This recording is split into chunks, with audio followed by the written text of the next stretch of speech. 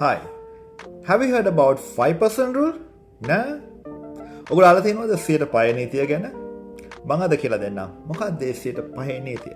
මේ ලෝකේ 105ක් ඉන්නවා. අපි මොනවා කළත් ඒකට කැමති නැති කට්ටිය.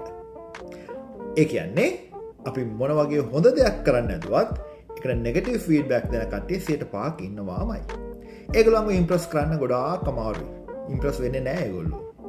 හේතුව ඒ 105 සෙට් එක නිසා. ඉතින් ඔබේ කාලය වැය කරන්න එපා ඒගොල්ලන්ව ඉම්ප්‍රස් කරන්න. ඊට වඩා හොඳයි අර 95 ගැන අවධානය යොමු කරන එක.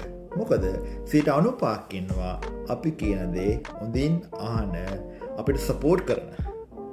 හොඳම උදාහරණයක් තමයි YouTube එකේ අපි හිතමුකෝ එයා රෝමාන්ගේ මියුසික් එකක් වයිරල් වෙනකොට 105ක් ඉන්නවා ඒක නෙගටිව් ෆීඩ්බැක් දෙන කට්ටිය. ඒ කියන්නේ එයා රෝමාන් මොනතරම් ඉස්තරම් මියුසික් එකක් ප්‍රොඩියුස් කළත් ඒකට කැමති නැති කට්ටිය ඉන්නවා.